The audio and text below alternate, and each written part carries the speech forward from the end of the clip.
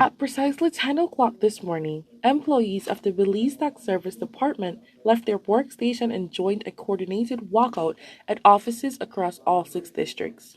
Led by the Public Service Union, the countrywide action marked an escalation in the union's campaign against the transition of the Tax Service Department into the Semi-Autonomous Revenue Authority, commonly known as SARA.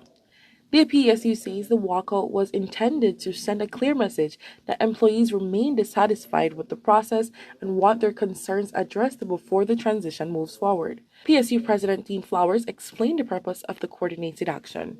The power is in the people, The power is not in an elected representative. And so at some point in time, the people have to retake their power and they have to checkmate their elected representatives who believe that they can dictate and effect laws that clearly is to the detriment of not only, in our case, public officers, but also to this country. And I encourage the members of the media to read the bill and understand how the bill will ultimately impact every single citizen. It is not one of these officers that will be disenfranchised. And so for persons at home that might not understand why exactly you all are choosing to protest against this bill, can you explain it to us in layman terms?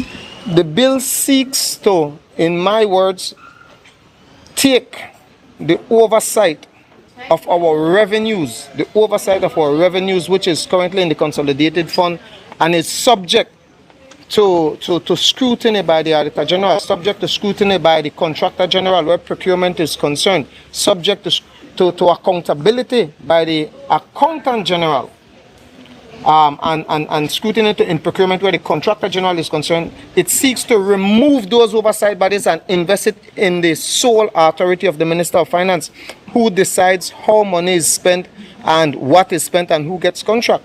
The bill also empowers the CEO to pretty much run the authority as she sees fit, and she's only answerable to the minister. The bill also appoints or empowers the minister to appoint an advisory board. But the bill also tells the advisory board that you're only here to provide advice and you cannot provide any instructions or look after the interests of anybody. And that is the danger of the bill, in that it puts almost $1 billion in the hand of a political creature and who appoints a puppet to carry out his or her mandate. Workers at the Tax Service Union in Bomapan were among those who participated. PSU Secretary General Cordelia Belzer said the turnout demonstrated that the concerns are shared by employees across the department and not confined to one office or district. As you are aware, the SARA bill is in front of the House. The staff is not pleased that there has been no meaningful consultation. Our concerns are currently not being addressed, and so we are here to support them as they decide that today that they're going to walk out to show their discontent with the draft bill as is.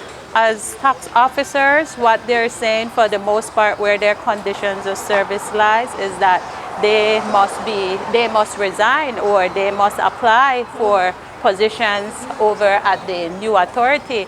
We do not believe that to be fair. At the center of the dispute is the Revenue Authority Bill, which was passed by the House of Representatives last Friday. The government maintains that new authority bill will modernize tax administrations, improve operational efficiency, and strengthen revenue collections. The PSU, however, says the legislation does not provide adequate safeguards for the public officers who will be affected. Among the union's principal objection is that the employees would reportedly be required to apply and interview for positions within the new authority instead of being automatically transferred. The PSU also says the legislation contains no enforceable guarantees that the workers who transition will receive terms and conditions that are no less favorable than those who currently enjoy. PSU Vice President Anessa Gonzalez spoke specifically about the uncertainty surrounding employment, pensions, and accumulated benefits and the options that are available to workers who do not transition. The PSA is mandated by its members, and today we are in support out here for the BTSD staff.